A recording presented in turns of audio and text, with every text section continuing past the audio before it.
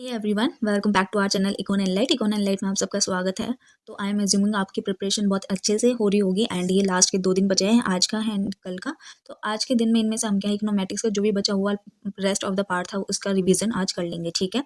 इसके बाद आपको इसमें इकोनोमेट्रिक्स में करने की ज़रूरत नहीं है। आई होप आपने पार्ट 1 एंड पार्ट 2 देख लिया होगा एंड जिसने नहीं देखा तो डोंट वरी, पार्ट 1 में सिर्फ 40 मिनट्स के लेक्चर है, ठीक है। तो आप इन्हें डबल स्पीड पे भी कर लोगे तो 40 मिनट में एंटायर पार्ट 1 पार्ट 2 हो जाएगा एंड जितने भी ये बनेगा इसको भी आप डबल स्पीड पे करोगे तो आपका ओवरऑल एंड ऑल 1.5 घंटे में हो जाएगा। अगर आपको इससे भी दोबारा रिवाइज करना है तो भी आप दोबारा देख सकते हो कल, ठीक है। तो मैं बता देती हूँ, ये लेक्चर मैंने प्रायोरिटाइज करा है खुद, जो भी मुझे इंपॉर्टेंट लगता था। पहले साइमल्टेनियस इक्वेशन करा है, जो भी रेस्ट बचे हुए हैं इससे पहले पार्ट 1 पार्ट 2 है, ठीक है। उसके बाद डमी वेरिएबल लिया है, उसके बाद लास्ट में मैंने टाइम सीरीज लिया है, क्योंकि टाइम सीरीज बहुत ज़्यादा वास्ट है एंड आपने अगर पूरा कर रखा है तो वेल एंड गुड। अगर आपने नहीं करा अब तक या फिर कुछ टॉपिक कर रहे हैं, प्रायोरिटाइज कर रहे हैं, तो ये भी बहुत अच्छी स्ट्रैटेजी है, ठीक है। ऐसे ही आपको क्या है, इनपुट आउटपुट रेशियो निकालते हुए लेके चलना है। तो इसी हिसाब से मैंने करा है।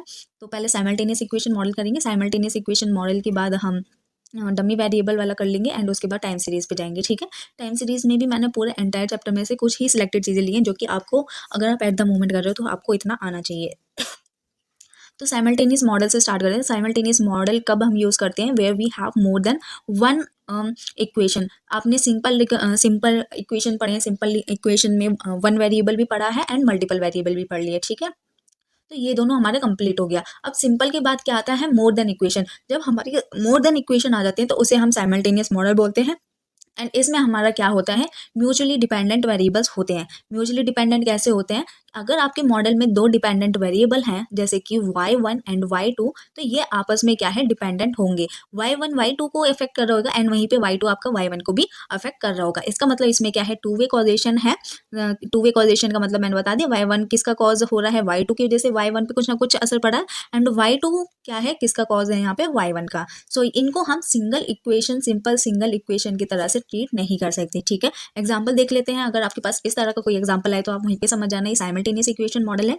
इसमें हमारे क्या है, मोर देन वन इक्वेशन है। ये हमारी इक्वेशन 1 हो गई एंड ये हमारी इक्वेशन 2 हो गई है। इसमें हमारा y1 एक डमी वेरिएबल है एंड y2 आपका दूसरा डमी वेरिएबल है एंड ये आपस में क्या है, म्यूचुअली डिपेंडेंट भी है। मतलब कि अगर y1 को हमने डिमांड समझ लिया तो y2 क्या हो गया, सप्लाई। एंड सप्लाई और डिमांड आपकी क्या है, म्यूचुअली डिपेंडेंट वेरिएबल्स हैं। जितनी की लोग डिमांड करेंगे उतना ही आप सप्लाई करोगे, या जितनी सप्लाई करेंगे इवेंचुअली लोगों को उतनी ही डिमांड करनी पड़ेगी। उससे फालतू डिमांड करेंगे तो उनके पास चीज़ें आएंगी नहीं। तो ये क्या है, आपस में म्यूचुअली डिपेंडेंट है, ठीक है। तो ये आपके क्या है, साइमल्टेनियस मॉडल का एग्जांपल है, ठीक है। अगर इसमें आपने OLS लगा दिया तो OLS लगाने से क्या हो जाएगा, OLS अप्लाई करने से फिर साइमल्टेनियस इक्वेशन बायस हो जाएगा, ठीक है। साइमल्टेनियस इक्वेशन बायस होने से आपके जो कोफिशिएंट है वो बायस निकलेंगे, बायस के साथ इनकंसिस्टेंट हो जाएंगे, क्योंकि यहाँ पे आपका जो एंडोजीनियस वेरिएबल और एरर टर्म क्या है, कोरिलेटेड हो जाते हैं। और ये अब कैसे कोरिलेटेड होते हैं, ये हमने डिटेल लेक्चर में बहुत अच्छे से डिस्कस करा है, बट इस चीज़ का यहाँ पे समय नहीं है क्योंकि आधा घंटा इस चीज़ को ही समझाने में लग जाता कि कैसे endogenous variable and error term आपकी क्या हो रही है, यहाँ पे कोरिलेट हो रही है, ठीक है। आप ये देख लिए y1 क्या है, यहाँ पे y2 है एंड y2 की इक्वेशन में y1 है, तो ये आपस में क्या है, कोरिलेट हो जाते हैं। तो ये आपका साइमल्टेनियस इक्वेशन बायस हो जाता है जब आपके एंडोजीनियस एंड एरर टर्म क्या है, आपस में कोरिलेट हो रहे हैं और उसकी वजह से आपके पैरामीटर बायस और इनकंसिस्टेंट निकल के आ रहे हैं, ठीक है। फिर इसकी वजह से हमें क्या, साइमल्टेनियस इक्वेशन प्रॉब्लम में हमें एक आइडेंटिफिकेशन प्रॉब्लम देखने को मिलती है। आइडेंटिफिकेशन प्रॉब्लम कब अराइज होती है, जब हम प्रिडिक्ट करने वाले हैं अपने स्ट्रक्चर के पैरामीटर्स को, ठीक है। हमारे साइमल्टेनियस इक्वेशन मॉडल में 2 मॉडल आ जाते हैं, उसमें भी फर्दर एक आ जाता है स्ट्रक्चरल और एक आ जाता है रिड्यूस फॉर्म। ये जो रिड्यूस फॉर्म होता है ये स्ट्रक्चरल का ही होता है, ठीक है। हमारा ओरिजिनल जो होता है वो स्ट्रक्चरल फॉर्म होता है। उसके जो पैरामीटर्स को हमें डिफाइन प्रेडिक्ट करने की कोशिश करते हैं, तो तब हमारे आइडेंटिफिकेशन प्रॉब्लम हमारे पास अराइज होती है। कि अराइज ये ऐसे होती है कि इनके जो यूनिक वैल्यूज़ हैं वो हम निकाल पाएंगे या फिर नहीं निकाल पाएंगे। इसको आइडेंटिफाई करने के करते वक्त हमें आइडेंटिफिकेशन प्रॉब्लम देखने को मिलती है, ठीक है। आइडेंटिफिकेशन प्रॉब्लम हम कैसे देख सकते हैं, उसको कुछ जानने से पहले structural form and radius form देख लेते हैं। सो स्ट्रक्चरल फॉर्म इक्वेशन क्या होती है कि अब आपकी थ्योरेटिकल रिलेशनशिप को रिप्रेजेंट करते हैं और इसमें क्या इंक्लूड होता है, both endogenous variable. Endogenous variable कौन से होते हैं, जो आपके मॉडल के अंदर डिटरमाइन हो रहे हैं, and pre determine variable. Pre determine कौन से होते हैं, जो आपके आउटसाइड पहले से ही आपको गिवन होते हैं या फिर जो मॉडल के बाहर ही आपके डिटरमाइन हुए पड़े हैं, ठीक है। इसके साथ इसमें मॉडल में क्या होगा, स्टोकास्टिक एरर टर्म। स्टोकास्टिक मतलब कि कोई भी रैंडम एरर होगा आपकी, ठीक है। तो ये चीज़ें मिला के ये चीज़ें अगर आपके मॉडल में है तो ये आपका स्ट्रक्चरल फॉर्म इक्वेशन मॉडल बन जाएगा, ठीक है। अब हम इसमें एक टर्म थे pre determine variable. Pre determine variable में भी आपकी 2 कैटेगरी आ जाती है प्री डिटरमाइन की।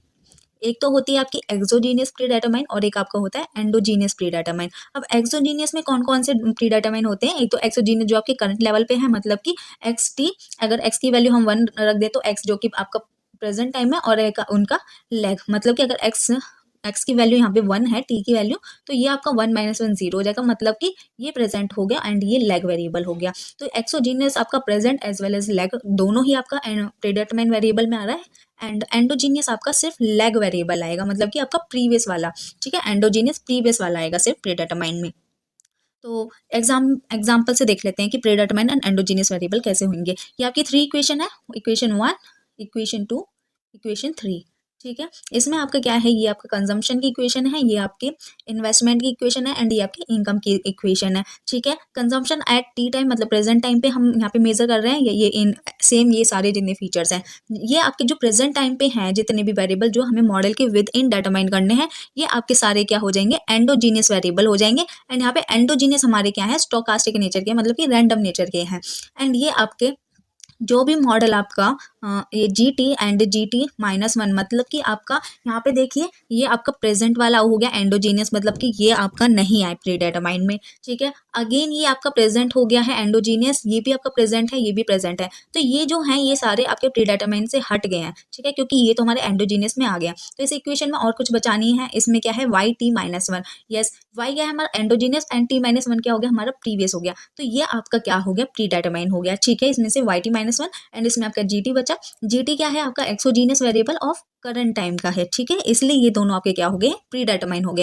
एंड यहाँ पे प्री डिटरमाइन का नेचर क्या है, नॉन स्टोकास्टिक है, मतलब कि ये क्या है, आपके फिक्स्ड नेचर के हैं।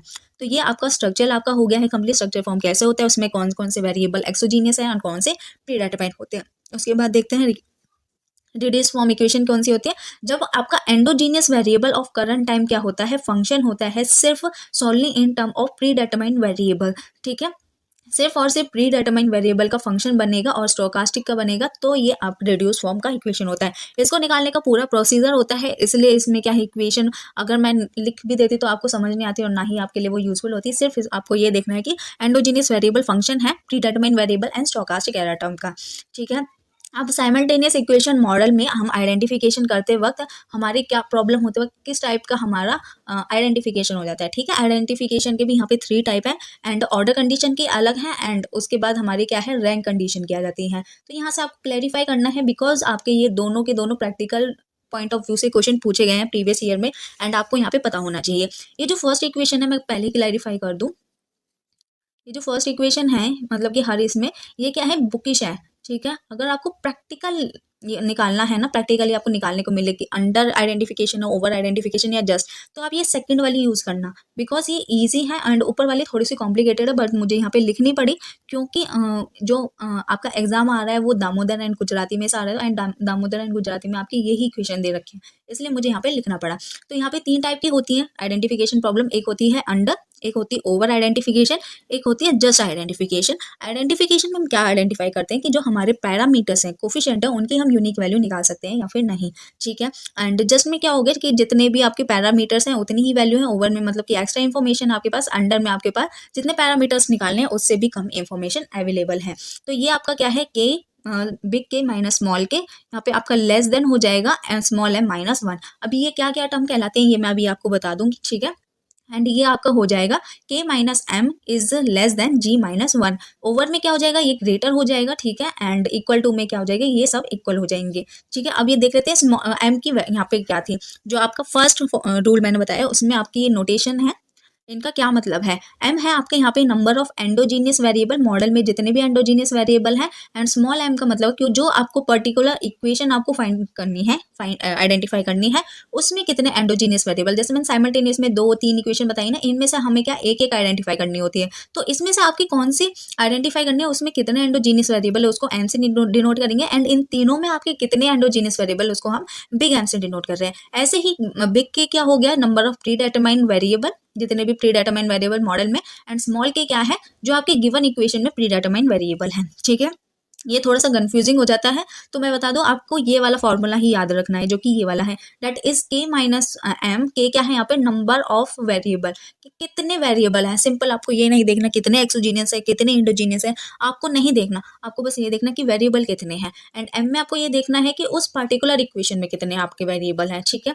यहाँ पे g आ जाएँगे कि एंडोजीनियस वेरिएबल कितना है आपके, ठीक है, एंड एंडोजीनियस में से आप -1 कर दोगे सिंपली, ठीक है। तो ये वाला ईज़ीएस्ट अगर आपको प्रैक्टिकल पॉइंट ऑफ व्यू से निकालने का है, सिर्फ ये बताओ कि आइडेंटिफाई करके बताओ ये जस्ट इक्वेशन है, ओवर इक्वेशन है या फिर अंडर, तो आप इससे ही निकालना। बट ये वाला मैंने क्यों बता दिया, क्योंकि बुक में वो लैंग्वेज है, एंड वो लैंग्वेज अगर पेपर में आ गया एंड वहाँ से इस फॉर्मूले से आपको वो क्लैरिफाई नहीं होगी। तो ये हमारा आइडेंटिफिकेशन रूल थे, ठीक है, 3 थे, एंड आई होप यहाँ से क्लियर हो गया होगा। उसके बाद हमारी 2 कंडीशन आ जाती है, अगर आपको आइडेंटिफाई करनी है कोई इक्वेशन, तो हमारी 2 कंडीशन होती है, एक हमारी रैंक कंडीशन होती है एंड एक आपकी ऑर्डर कंडीशन होती है। इसमें हम सबसे पहले ऑर्डर कंडीशन लगाते हैं, फिर आप क्या है रैंक कंडीशन लगाते हो। मतलब कि रैंक कंडीशन आपको लगानी पड़ेगी ना, तो उसके लिए आपको ऑर्डर कंडीशन तो लगानी ही लगानी पड़ेगी। अब ये नहीं है कि इन दोनों में से आप कौन सी चूज़ करोगे, ये ऑप्शन आपके पास है नहीं। मैं पहले क्लैरिफाई कर दूँ आपको, अगर कोई मॉडल आइडेंटिफाई करना है तो उसके लिए आपको दोनों ही कंडीशन आपको यूज़ में लानी पड़ेंगी, निकालनी पड़ेंगी, ठीक है। इनका अलग-अलग पर्पस है, वो देखते हैं। सबसे पहले आपके ऑर्डर कंडीशन वो नेसेसरी कंडीशन होती है सिर्फ, एंड रैंक कंडीशन आपकी नेसेसरी भी होती है एंड सफिशिएंट भी होती है, ठीक है। एंड इसमें आपकी एक इक्वेशन कब आइडेंटिफाई बोली जाएगी, अगर नंबर ऑफ प्रीडिटरमाइन एक्सक्लूडेड, जैसे के माइनस स्मॉल के कर रहे थे, तो इसमें क्या है टोटल प्रीडिटरमाइन, और ये इसमें ये आपके जो भी इक्वेशन के प्रीडिटरमाइन है, इनको माइनस करोगे तो उसको क्या बोलोगे, आप बोलोगे एक्सक्लूडेड प्रीडिटरमाइन, ठीक है। जो कि रेस्ट ऑफ बचे बचे हुए हैं उनको हम एक्सक्लूडेड प्रीडिटरमाइन बोलेंगे फ्रॉम इक्वेशन। ये आपके क्या होने चाहिए, मस्ट बी लेस देन होने चाहिए नंबर ऑफ एंडोजीनियस वेरिएबल से इन गिवन इक्वेशन, ठीक है। या तो इक्वल होने चाहिए या फिर आपके ये आपका लेस देन होना चाहिए।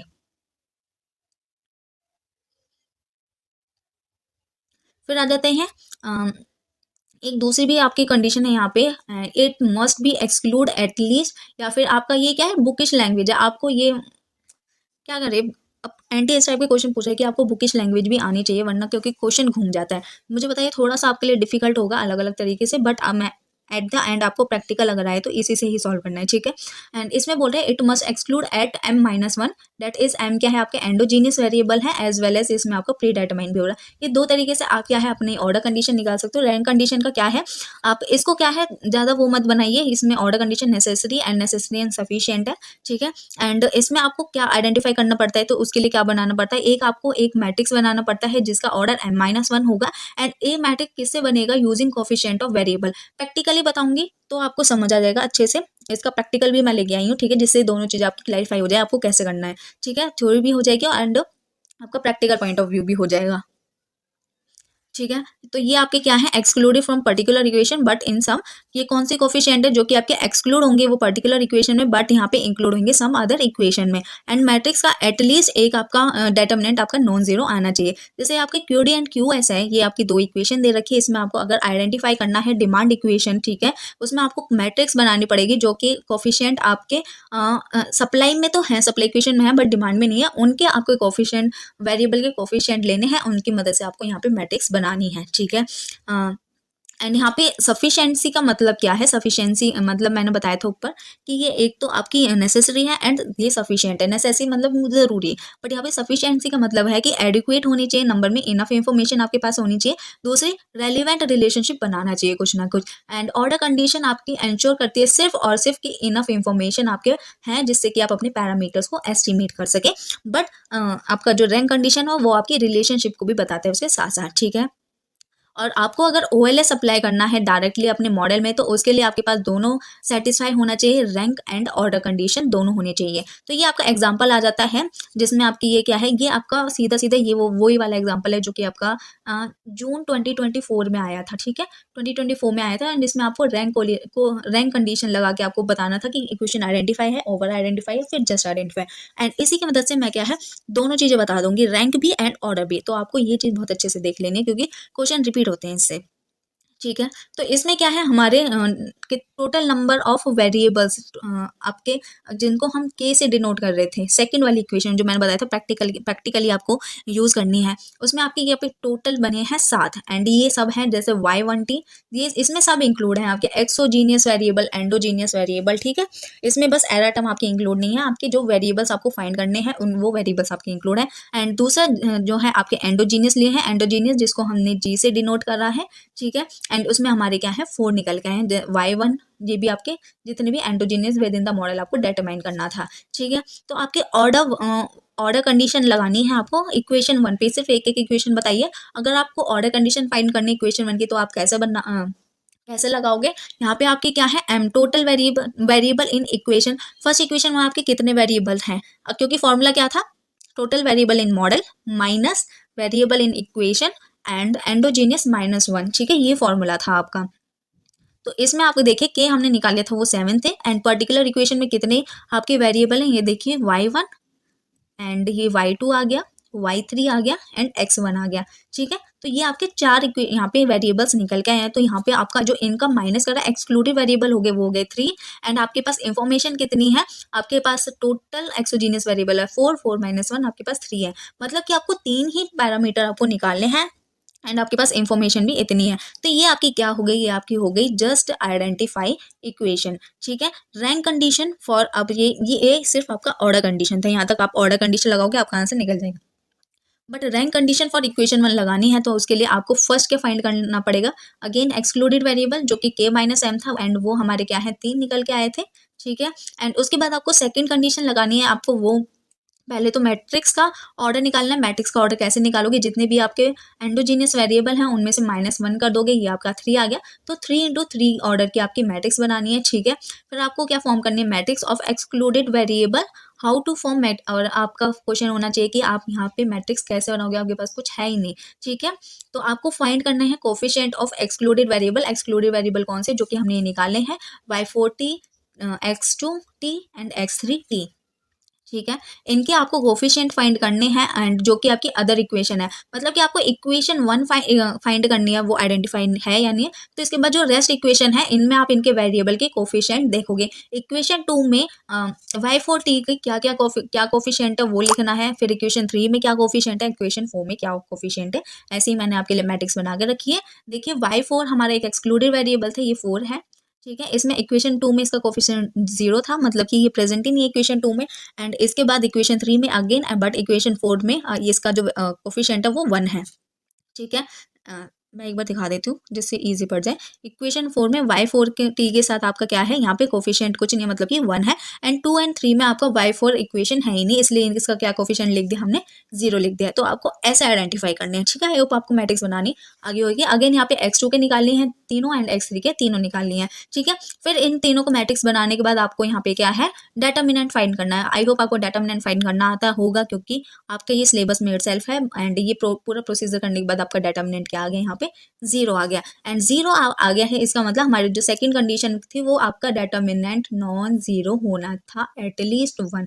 बट यहाँ पे देखोगे तो तीनों का डेटर्मिनेंट आपका यहाँ पे क्या है 0 आ गया है एंड इसलिए इक्वेशन यहाँ पे क्या हो गई आपकी नॉट आइडेंटिफाई होगी। एंड रिजल्ट क्या आया रैंक कंडीशन का, आपका रिजल्ट आया rank condition not identify but order condition आपकी जस्ट आइडेंटिफाई, इसलिए एट द एंड इक्वेशन आपकी नॉट आइडेंटिफाई हो गई।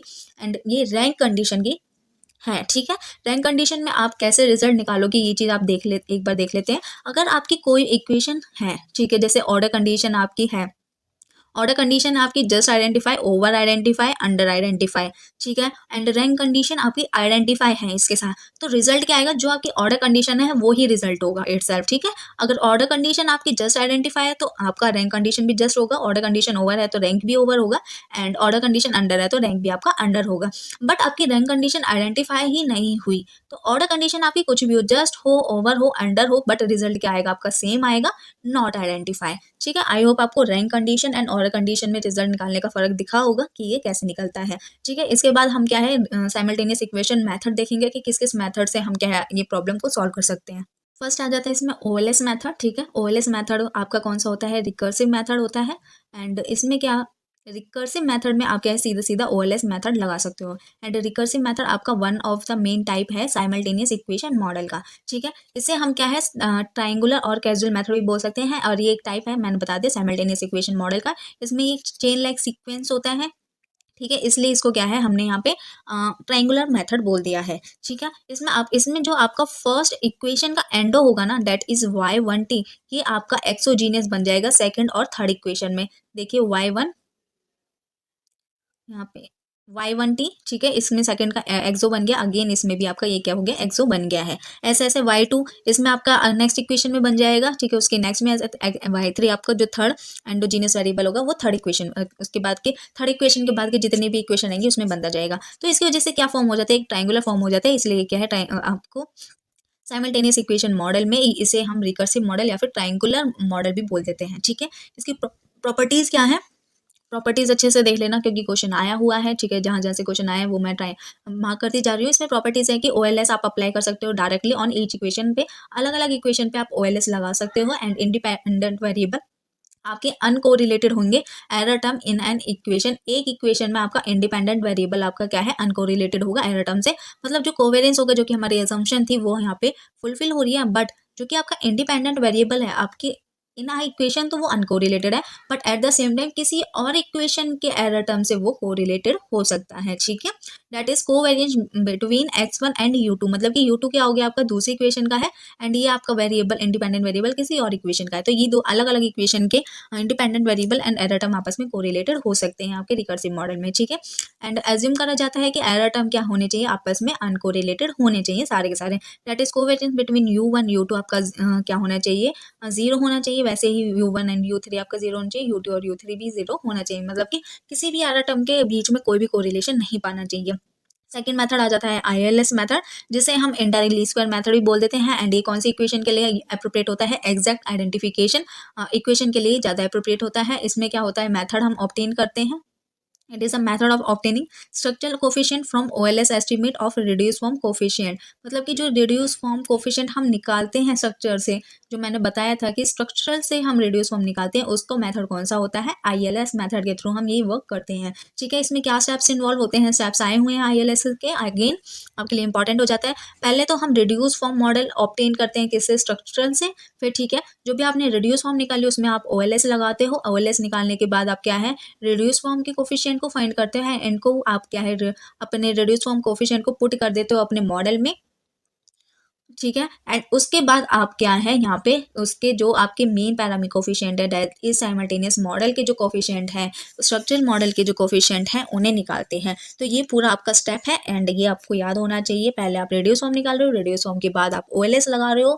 उस रेडियस फॉर्म में, फिर उसके कोफिशिएंट निकालते हो, कोफिशिएंट को पुट करते हो स्ट्रक्चरल मॉडल की इक्वेशन में, एंड फिर स्ट्रक्चरल मॉडल का आप कोफिशिएंट निकालते हो एट लास्ट, जो हमारा मेन मोटिव होता है, ठीक है। उसके बाद आपका थर्ड मेथड आता है second stage least square method, and ये आपका सुटेबल होता है ओवर आइडेंटिफाई इक्वेशन के लिए, ओवर और जस्ट के लिए आप इसे यूज कर सकते हैं, ठीक है। तो ये साइमल्टेनियस इक्वेशन मॉडल यहाँ पे कंप्लीट होता है। इसके बाद हम डमी वेरिएबल करते हैं, एंड इसका आई होप यहाँ पे आपका भी साइमल्टेनियस मॉडल इस वीडियो के साथ यहाँ पे कंप्लीट हो गया होगा। कोई भी दिक्कत है, कोई भी डाउट है तो आप कमेंट कर सकते हैं। तो डमी वेरिएबल स्टार्ट करते हैं। डमी वेरिएबल क्या है, डमी वेरिएबल आवर अ वे जो include nominal scale variable in a regression model, मतलब कि आपके पास एक रिग्रेशन मॉडल है, उसमें अगर आपको एक कोई ऐसा वेरिएबल निकालना है जो कि एक नॉमिनल स्केल वेरिएबल है, तो उसे क्या है हम डमी वेरिएबल के थ्रू लगा सकते हैं, ठीक है। एंड यहाँ पे नॉमिनल वेरिएबल क्या है, nominal variable represent categories with no inherent order, मतलब कि कौन से वेरिएबल नॉमिनल होंगे जहाँ पे वो एक तो एक कैटेगरीज में हो एंड उसमें कोई भी आपका ऑर्डर ना हो। जैसे कि जेंडर हम ले लेते हैं, तो इसको हम मैक्स टू मैक्स 3 कैटेगरीज में डिवाइड कर सकते हैं एंड मिन 2 में कर सकते हैं। तो ये हमारा एग्जांपल मिनिमम 2 वाला है, इसको हम 3 में भी फर्दर डिवाइड कर सकते हैं, ठीक है। जेंडर में हम ये क्या है कैटेगरी में तो हमने डिवाइड कर दिया, बट आप इसको क्या है एक ऑर्डर दे सकते हो कि मेल हमारा पहले ही आना चाहिए, या फिर उसके बाद मेल के बाद फीमेल आना चाहिए, या फिर पहले फीमेल ही आना चाहिए फिर मेल आना चाहिए, नहीं। इसमें मतलब कि हम ऑर्डर डिसाइड ही नहीं कर सकते, इसलिए ये हमारे क्या हो गए नॉमिनल वेरिएबल हो गए। आई होप आपने चारों तरह के वेरिएबल पढ़े होंगे, पेपर 1 में भी पढ़ा होगा एंड पेपर 2 में भी पढ़ा होगा, ठीक है। उन्हीं में से ये नॉमिनल वेरिएबल वही वाला है सेम, ठीक है। इसमें हम क्या कर सकते हैं, इसमें हम इंक्लूड कर लेते हैं अपने क्वालिटेटिव डाटा को। एंड जब हम क्वालिटेटिव डाटा अपना इंक्लूड कर रहे हैं उसे हम क्या बोल देते हैं, डमी वेरिएबल कह देते हैं। डमी वेरिएबल यहाँ पे क्या हो गया, आपका एक आर्टिफिशियल वेरिएबल हो गया जिसकी वैल्यू हम 0 और 1 के बीच, 0 या फिर 1 लेंगे, या फिर जितनी भी कैटेगरी बनती जाएगी उसको वैसे वैसे असाइन करते चले जाएंगे, ठीक है।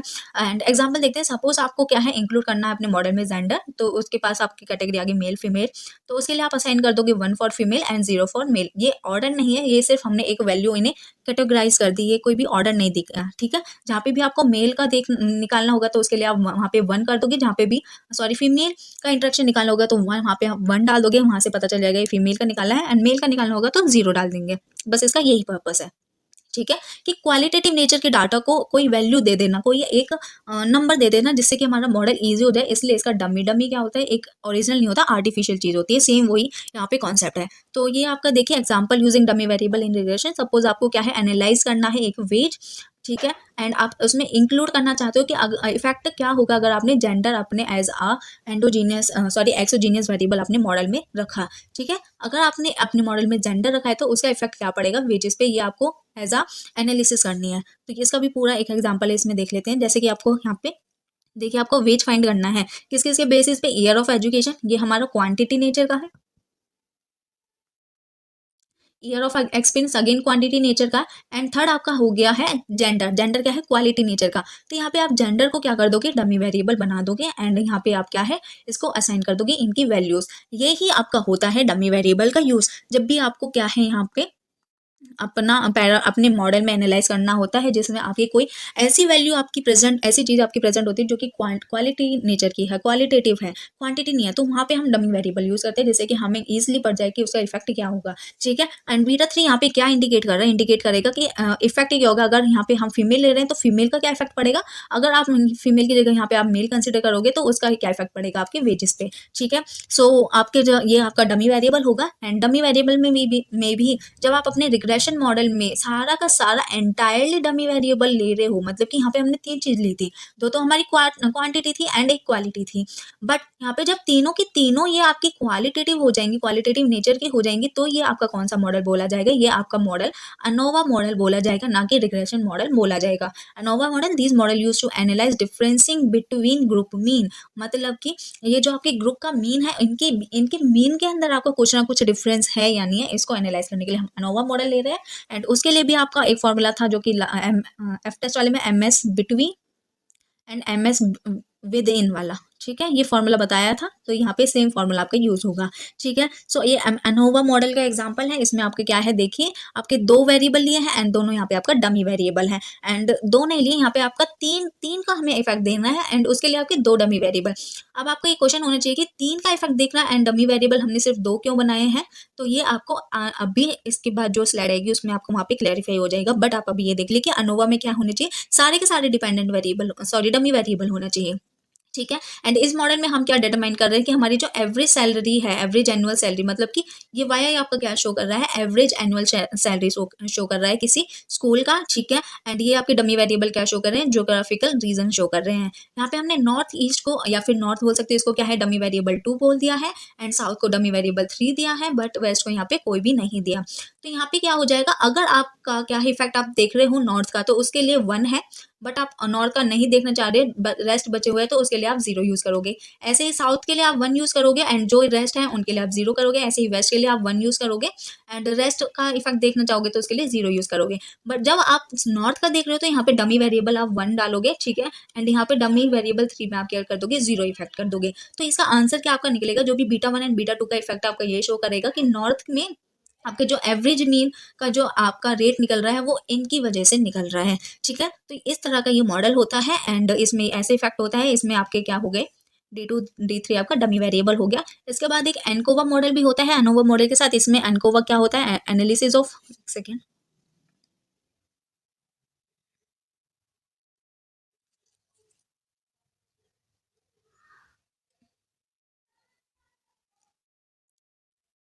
सो एनकोवा क्या है यहाँ पे, एनालिसिस ऑफ कोवेरियंस है, ठीक है। This is the full form, analysis of covariance, and ANOVA क्या था, एनालिसिस ऑफ वेरियंस ओनली, ठीक है। ये आपका एक्सटेंशन है एनोवा में, एंड एनकोवा में क्या है, मिक्सचर है आपका क्वालिटेटिव एंड क्वांटिटेटिव दोनों, ठीक है। यहाँ पे देखिए डमी वेरिएबल भी है एंड आपका क्वांटिटी नेचर का भी वेरिएबल है। तो जब दोनों वेरिएबल मिक्स हो जाते हैं तो वो आपका एनकोवा मॉडल हो जाता है। एंड ये आपका एग्जाम्पल, सॉरी ये क्वेश्चन आपका आया था जो री एग्जाम हुआ था अगस्त 2024 वाला, उसमें आपका ये क्वेश्चन पूछा था एनकोवा मॉडल में क्या होता है, ठीक है।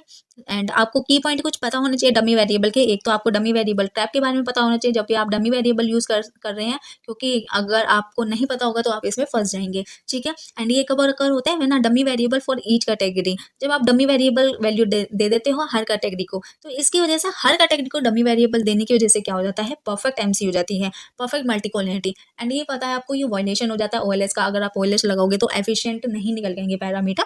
तो इसका क्या सॉल्यूशन है, इसका ये सॉल्यूशन है, जितने भी आपके पास कैटेगरी है ना उसको -1 कर देंगे, ठीक है, उतने डमी वेरिएबल आपको अपने मॉडल में इंक्लूड करने से। जैसे कि जेंडर की आपको कैटेगरी बनानी है, इसमें आपने 2 कैटेगरी ली है, इसमें आपको जो डमी वेरिएबल वो निकलेगा M-1, दैट इज 2-1, ये हो जाएगा आपका 1 डमी वेरिएबल, ठीक है। इसके बाद आपको ये चीज ध्यान रखनी है कि दूसरा क्या होना चाहिए, आपका बेंचमार्क होना चाहिए, कोई रेफरेंस पॉइंट होना चाहिए आपके मॉडल में।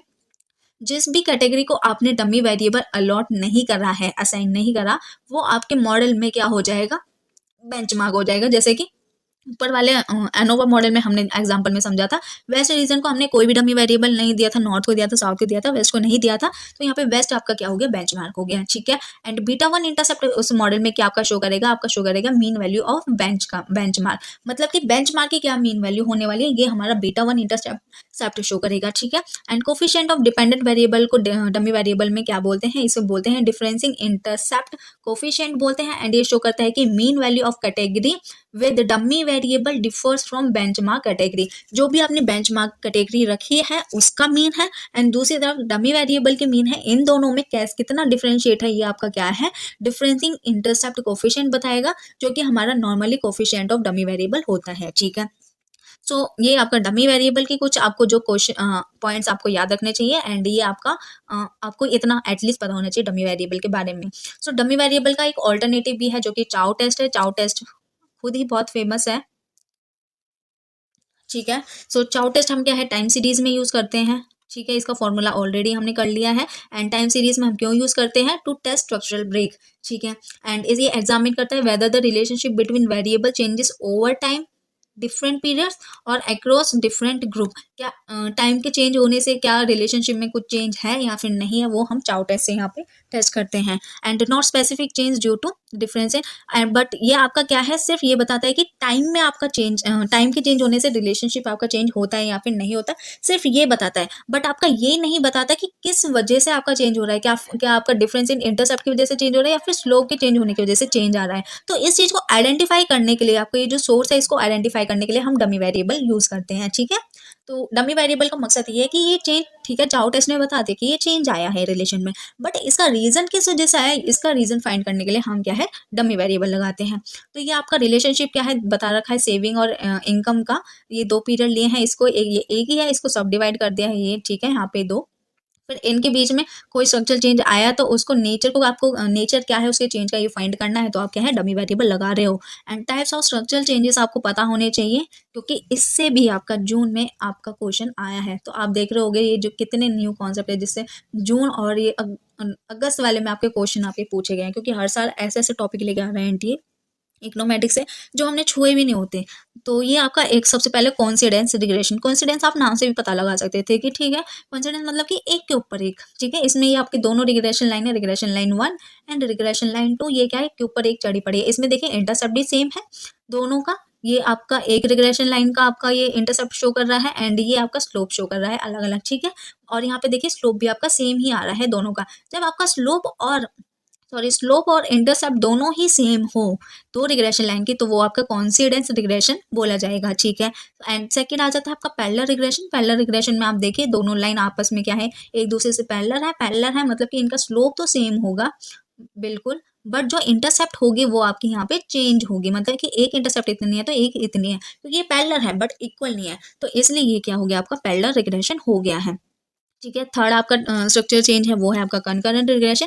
कंकरेंट में देखेंगे तो आप यहाँ पे क्या है, ये शुरू हुए हैं एक साथ, बट इसको क्या है, कुछ करंट ही लग गया दूसरी रिग्रेशन लाइन को, ये एकदम तेजी से भग गई है। ठीक है, ये नीचे ही रह गया, इसे करंट नहीं लगा। तो कंकरेंट में क्या है, इंटरसेप्ट सेम है बट स्लोप आपका क्या है यहाँ पे डिफरेंट है। तो जब इंटरसेप्ट सेम हो और स्लोप डिफरेंट हो तो वो आपका कंकरेंट रिग्रेशन बोला जाएगा। ठीक है। फिर फोर्थ आ जाएगा आपका डिसिमिलर रिग्रेशन। डिसिमिलर में मतलब कि सब कुछ ही चेंज है एंड इसमें इंटरसेप्ट और स्लोप दोनों ही चेंज है, मतलब कि आपके स्ट्रक्चर में चेंज आने का कारण दोनों ही है, इंटरसेप्ट और स्लोप दोनों है। ठीक है। तो ये आपके चाउ टेस्ट एंड उसके स्ट्रक्चरल ब्रेक थे। ये आपका यहाँ पे dummy variable as a quantitative खत्म हो गया। बट अगर आपके मॉडल में डमी वेरिएबल हो और वो आपका डिपेंडेंट वेरिएबल हो, इंडिपेंडेंट वेरिएबल ना हो, तो उसे क्या बोलेंगे, वो आपका निकलेगा, वो है क्वालिटेटिव रिस्पॉन्स रिग्रेशन मॉडल। मतलब कि जब आपका डिपेंडेंट वेरिएबल क्वालिटेटिव नेचर का हो, डमी वेरिएबल ठीक था कि डमी वेरिएबल इंडिपेंडेंट था एंड क्वालिटेटिव नेचर का था, बट वो ही एज ये सेम क्वालिटी अगर आपके डिपेंडेंट वेरिएबल में आ जाए तो ये क्या कहलाएगा, आपका क्वालिटेटिव रिस्पॉन्स रिग्रेशन मॉडल। ठीक है। एंड इसमें क्या इसकी खासियत होती है, एक तो इसका बाइनरी डिसीजन आता है, मतलब कि जो भी डिसीजन आएगा वो येस नो या फिर 0 और 1 के बीच में एंड या फिर इसका डिसीजन क्या होगा, कैटेगोरिकल होगा। एग्जाम्पल की मदद से समझते हैं। एग्जाम्पल है कि एक फैमिली के पास वो डिसीजन है, मतलब कि डिसीजन दो चीज़ों में आ रहा है, कैटेगोरिकल में आ रहा है, या तो येस नो में आ रहा है या फिर 0 1 में। मतलब कि फैमिली का क्वेश्चन है कि फैमिली के पास या तो घर है या फिर नहीं है, मतलब कि वो फैमिली के पास घर है, आप क्वेश्चन करोगे तो उसका आंसर क्या आएगा, या तो येस आएगा या फिर नो आएगा। ठीक है। नो मैटर कुछ भी चीज़ों पे वो डिपेंडेंट है, घर है नहीं है, इनकम कैसी है क्या है, किसी भी चीज़ का इफेक्ट हो, बट डिपेंडेंट वेरिएबल क्या है, एक कैटेगोरिकल डिसीजन यहाँ पे निकल के आ रहा है, उसकी दो ही डिसीजन है, उसमें भी यस या फिर नो या फिर 0 1। ठीक है। तो ये आपका क्या हो जाएगा, ये हो जाएगा आपका क्वालिटेटिव रिस्पॉन्स रिग्रेशन मॉडल। ठीक है। जहाँ पे आपका डिपेंडेंट वेरिएबल क्वालिटेटिव नेचर का होता है। ठीक है। इसमें आपका क्या है, अप्रोचेस क्या होती है, अगर आपके पास बाइनरी रिस्पॉन्स मॉडल है, इसमें कैसे डील करोगे। सबसे पहले आपके पास लीनियर प्रोबेबिलिटी मॉडल एक अप्रोच है, जिसमें अगर आपका डिपेंडेंट वेरिएबल है एंड वो आपका एज अ डमी वेरिएबल है, यहाँ पे क्वालिटेटिव नेचर का है, तो ये आपकी क्या है, सेम आपका एज एन रिग्रेशन मॉडल जो होता है ना उसकी तरह ही है, बट यहाँ पे जो आपका डिपेंडेंट वेरिएबल वो दिखेगा आपको, वो डमी वेरिएबल दिखेगा, इसलिए इसको क्या है, लीनियर प्रोबेबिलिटी मॉडल बोल देंगे। मतलब कि यहाँ पे आपके डमी वेरिएबल की एक प्रोबेबिलिटी निकलेगी, या तो है या फिर नहीं है, इसलिए वो लीनियर रिग्रेशन ना होके लीनियर प्रोबेबिलिटी मॉडल यहाँ पे हो गया है। ठीक है। जैसे कि फैमिली के पास हाउस है तो उसको हमने 1 कैटेगरी दे दी है, या फिर हम यस भी बोल सकते हैं।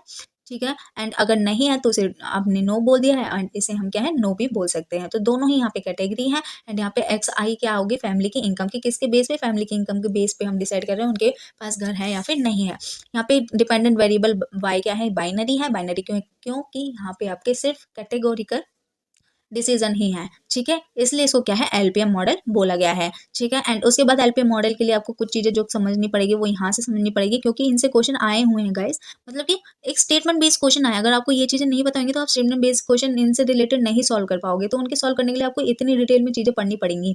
तो पहला है कि conditional expectation of LPM can be interpreted है कंडीशनल प्रोबेबिलिटी ऑफ वाई आई। मतलब कि जो हमारा लीनियर रिग्रेशन मॉडल होता था ना, उसमें हम कंडीशनल एक्सपेक्टेशन के बारे में पढ़ते थे। कंडीशनल एक्सपेक्टेशन क्या होती थी कि Y I of given X I, की वाई आई की वैल्यू, मीन वैल्यू क्या होगी, जब हमें पता है कि एक्स आई की क्या वैल्यू है, तो उसको हम इससे रिप्रेजेंट करते थे इक्वेशन से, कि आपकी कंडीशनल एक्सपेक्टेशन है।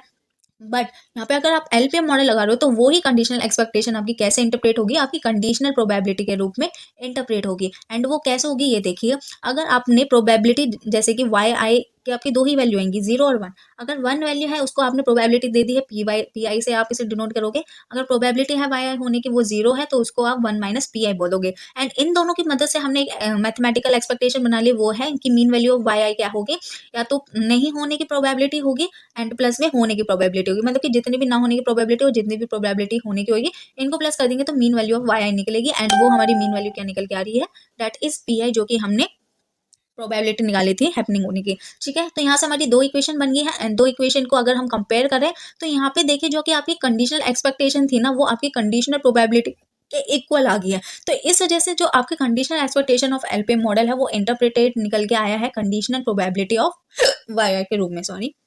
ठीक है। फिर सेकंड इसमें आपका क्या है, ये आपका बर्नौली डिस्ट्रीब्यूशन को फॉलो करता है। बर्नौली डिस्ट्रीब्यूशन में क्या होता है, आपके पास एक सिंगल एक्सपेरिमेंट होता है, एंड सिंगल एक्सपेरिमेंट की एग्जैक्टली 2 आउटकम होती हैं सिर्फ। ठीक है। उसमें आप मीन निकालोगे तो इसका P निकलेगा एंड वेरिएंस निकालोगे तो PQ निकलेगा। Q क्या होता है, दैट इज 1 माइनस P, जो कि आपकी प्रोबेबिलिटी है, उसके अलावा नॉट हैपनिंग प्रोबेबिलिटी उसको माइनस कर दोगे 1 से तो आपका Q निकल जाएगा। एंड यहाँ पे आपकी प्रोबेबिलिटी बाउंड्रीज आपकी सेट होती है, मतलब कि PI क्या है आपका 0 और 1 में ही लाई होना चाहिए। बट ये तो आपका था LPM मॉडल, बट इसके साथ आपके कुछ चैलेंजेस हैं जो अगर आप LPM लगाते हो तो आपको कुछ फेस करनी पड़ेंगी। सबसे पहले है कि आपका जो एरर है वो आपका यहाँ पे नॉर्मल नहीं होगा, मतलब नॉर्मलिटी को फॉलो नहीं करेगा, नॉर्मल डिस्ट्रीब्यूशन को फॉलो नहीं करेगा।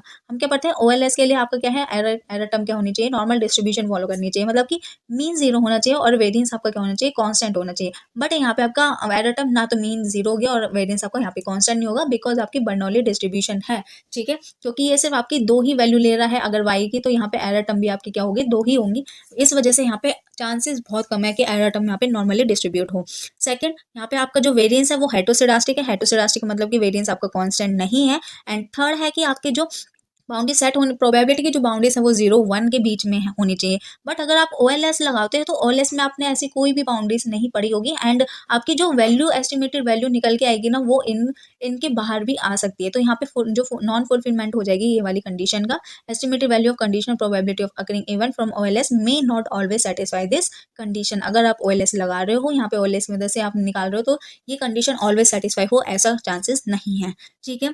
फोर्थ इक्वेशन है कि R² आपका यहाँ पे गुड मेजर ऑफ फिट नहीं होगा, मतलब कि अगर आपने R² निकाली तो लोअर वैल्यू भी आ सकती है, और जो कि आपका शो करेगा कि गुडनेस ऑफ फिट नहीं है ये मॉडल। एंड इसके ऑल्टरनेटिव आप क्या है, सूडो R² या फिर आपने काउंट R² हमने पढ़े हैं, ये आप यूज कर सकते हो, क्योंकि हमने पढ़े हैं ये हम कब यूज करते हैं, जब हमारी चीजें कैटेगोरिकल होती है, ठीक है।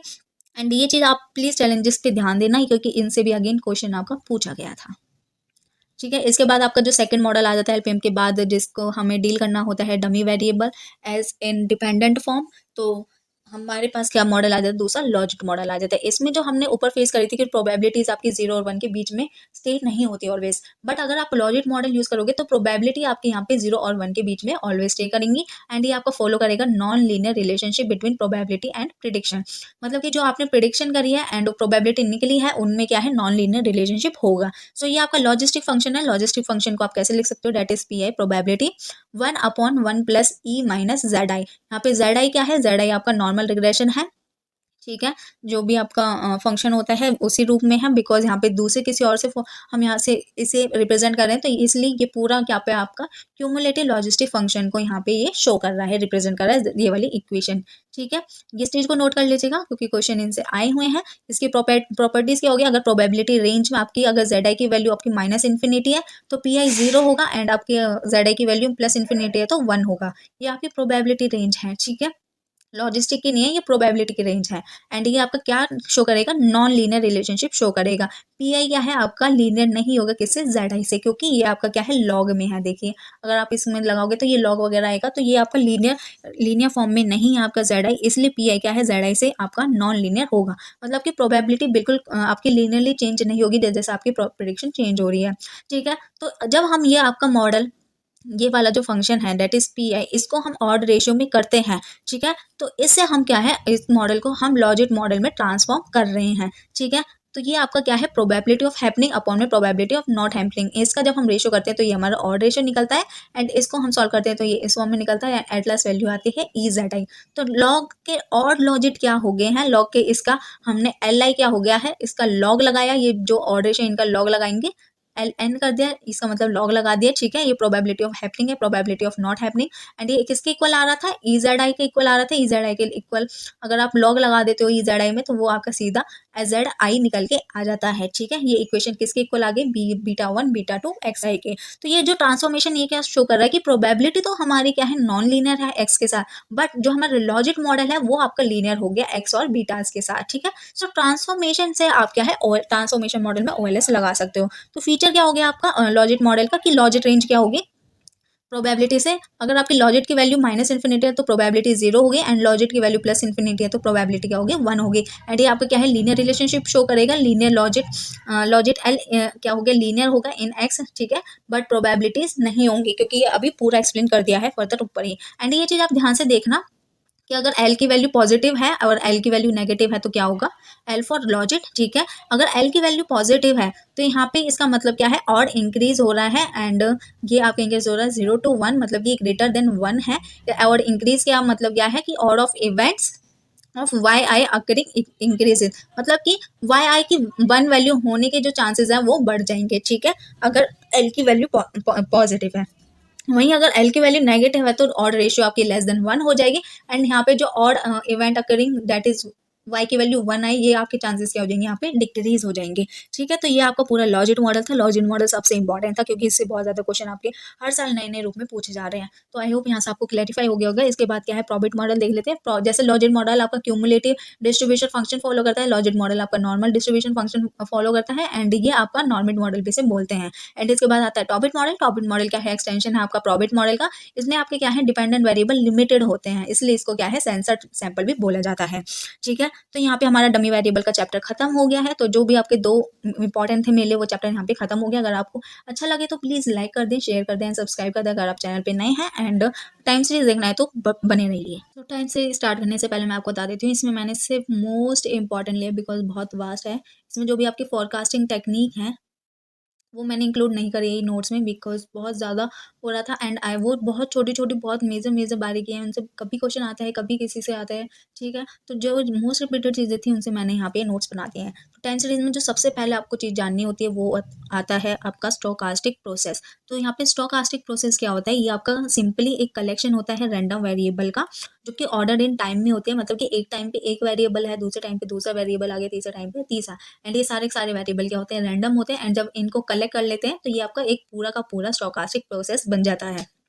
तो ये एक जस्ट अ फैंसी टर्म है जिसमें आपकी फॉर लिस्ट होती है क्या, that changes number that changes over time in somewhat unpredictable way. Unpredictable way क्या होता है, आपका रैंडम ही होता है, ठीक है।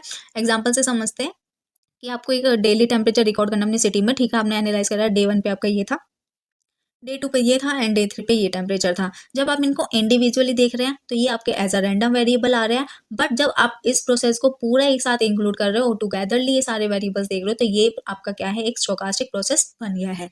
तो ये आपका स्टोकास्टिक प्रोसेस था इन सिंपल टर्म की। स्टोकास्टिक प्रोसेस क्या होता है, ये कलेक्शन है आपका रैंडम वेरिएबल का जो कि ऑर्डर होती है टाइम में, ठीक है। तो इसके बाद स्टोकास्टिक प्रोसेस के हमारे अलग अलग होते हैं, स्टेशनरी, अनस्टेशनरी, रैंडम, प्योर रैंडम, ठीक है। उसमें से स्टेशनरी आपका फर्स्ट है, एंड ये आपका अगेन स्टेशनरी स्टोकास्टिक क्या है, स्टोकास्टिक प्रोसेस का टाइप है। इसमें क्या है, कांस्टेंट स्टैटिस्टिकल प्रॉपर्टीज होती हैं ओवर टाइम, मतलब कि टाइम चेंज होता रहता है बट जो आपके वेरिएबल की प्रॉपर्टीज हैं स्टैटिस्टिकल वो आपकी कांस्टेंट होती हैं। तो ये आपका स्टेशनरी होता है। स्टेशनरी फर्दर 2 पार्ट्स में डिवाइड है, आपका वीकली स्टेशनरी एंड आपका स्ट्रिक्टली स्टेशनरी। सो इससे क्वेश्चन आया हुआ है, प्लीज आप ये लिख लीजिएगा। सो वीकली स्टेशनरी क्या होती है, वीकली स्टेशनरी में आपका मीन कांस्टेंट होता है, एंड आपका वेरिएंस भी कांस्टेंट होता है, एंड आपका को वेरिएंस क्या है, डिपेंड होता है लैग पे, ठीक है। जो भी आपके टाइम में लैग है ना उस पर डिपेंड होता है को वेरिएंस। तो ये टाइम इनवेरिएंट है, ठीक है। आपने क्वेश्चन देखा होगा कि आपका क्या उसमें था, आपका मीन इनवेरिएंट है या फिर को वेरिएंस, तो यहाँ पे को वेरिएंस इनवेरिएंट है, ठीक है। मतलब कि ये आपका जो लैग वाला टाइम है उस पर डिपेंडेंट है। सो कोवेरियंस वाई टी प्लस के किस पे इक्वल्स टू वाई के पे डिपेंड है, मतलब कि जो आपका टाइम में लैग आ रहा है उस पर डिपेंड हो रहा है आपका वेरिएबल, ठीक है। यहाँ पे आप मैथमेटिकल फॉर्म देख लेना क्योंकि मैथमेटिकल फॉर्म के फॉर्म में भी आपका क्वेश्चन आया हुआ था। तो ये दोनों ही चीज़ आपके लिए इंपॉर्टेंट है, थ्योरी एंड मैथमेटिकल फॉर। फिर स्ट्रिक्टली स्टेशनरी क्या होता है, स्ट्रिक्टली स्टेशनरी होता है, इसमें आपकी एंटायर प्रोबेबिलिटी डिस्ट्रीब्यूशन क्या होती है, कांस्टेंट होती है। यहाँ पे तो 2 चीज़ें कांस्टेंट थी एंड तीसरे टाइम पे डिपेंड थी, बट यहाँ पे जितनी भी स्टैटिस्टिकल प्रॉपर्टी होंगी सब आपके क्या है यहाँ पे कांस्टेंट होगी। मीन ले लो, वेरियंस ले लो, कोवेरियंस ले लो, स्क्यूनेस ले लो, कर्टिसिस ले लो, और भी जितनी probability distribution, normal probability distribution, cumulated probability distribution, जितनी भी स्टैटिस्टिकल प्रॉपर्टीज होती हैं वो सब यहाँ पे कांस्टेंट होती हैं। तो ये बहुत ही शॉर्ट एंड स्वीट में मैंने निपटा दिया है, इतना ही क्वेश्चन आता है। आई होप यहाँ से आपको एक तो स्टोकास्टिक प्रोसेस बहुत क्लियरली डिफाइन हो गया होगा, एंड सेकेंडली स्टेशनरी में वीकली एंड स्ट्रिक्टली स्टेशनरी भी यहाँ पे क्लियरिफाई हो गया होगा।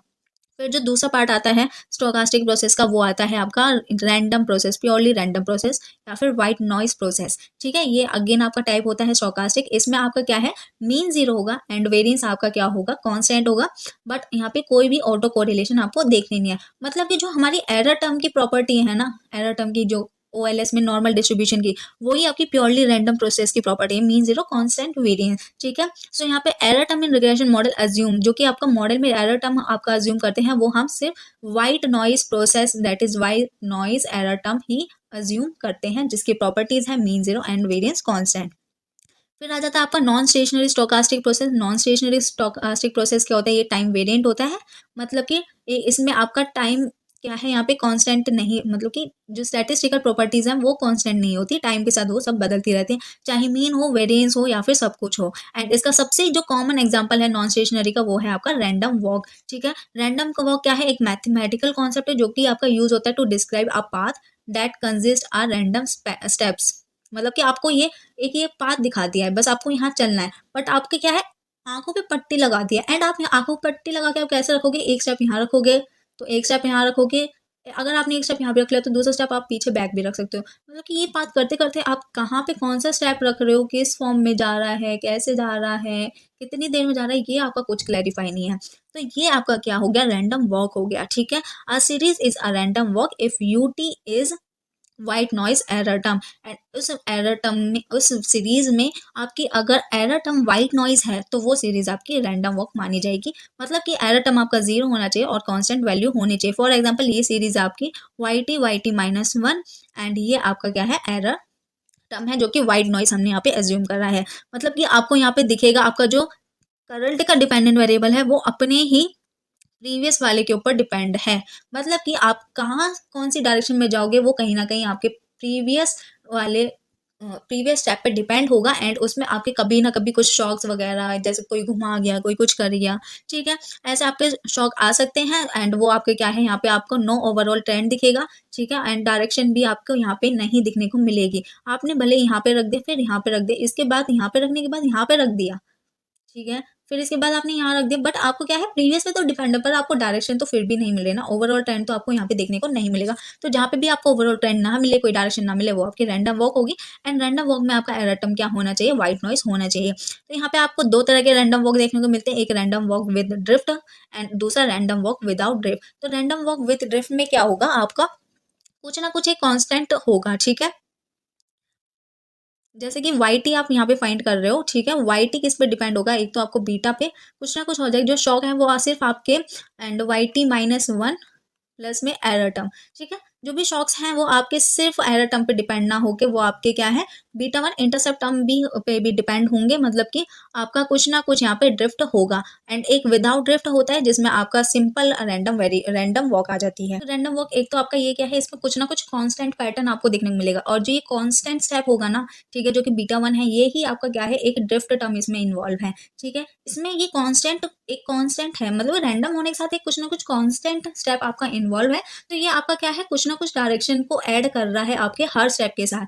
मतलब कि आप दो तरीके से हो, एक आपने इसमें तो आपने पी रखी है सिर्फ, ठीक है, आंखें ओपन है, आईज ओपन है बस, एंड आपने पी रखी है। एंड इसमें क्या है, आपने पी रखी नहीं पी रखी, बट आईज क्या है, क्लोज है। तो ये आपका क्या हो गया, रैंडम वॉक विद ड्रिफ्ट हो गया। ठीक है, एंड ये आपका हो गया विदाउट ड्रिफ्ट। इसमें क्यों, क्योंकि आपको ये पाथ दे दिया, आपको ये चलना है, आपका एक पैर इधर जाएगा, एक पैर इधर जाएगा, एक पैर इधर जाएगा, एक इधर जाएगा, बट यहाँ पे क्या है, आपकी डायरेक्शन दिखेगी कि ये अपवर्ड ही जा रहा है।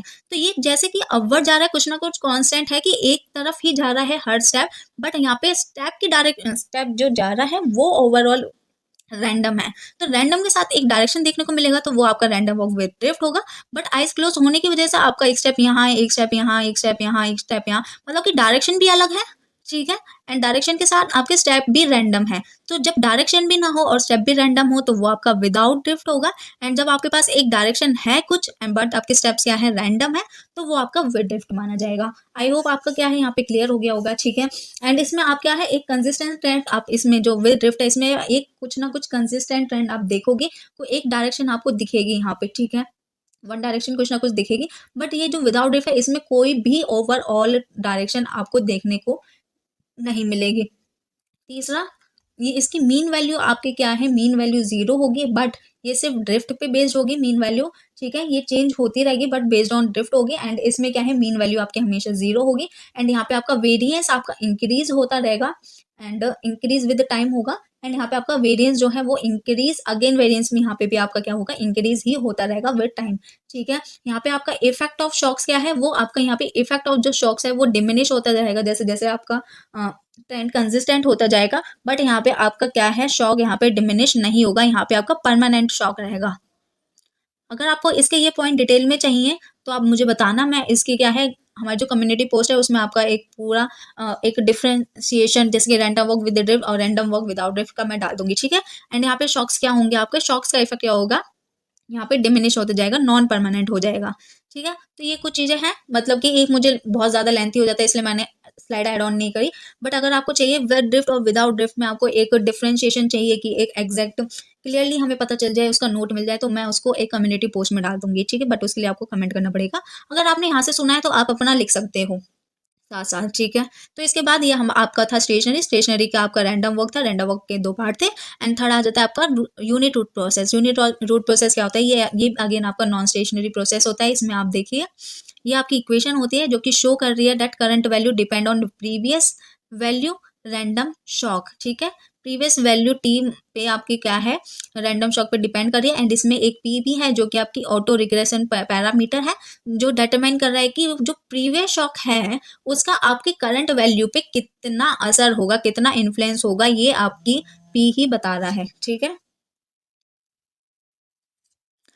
तो इंटरप्रिटेशन ये है, अगर पी की वैल्यू 1 है, इसे कुछ और बोलते हैं, आई थिंक डेल्टा बोलते हैं, क्या बोलते हैं, बट आप इसे स्मॉल पी देख लीजिए। अगर इसका ये 1 है तो रैंडम वॉक है, जहाँ पे शॉक क्या है, बिल्कुल परमानेंट इफेक्ट है।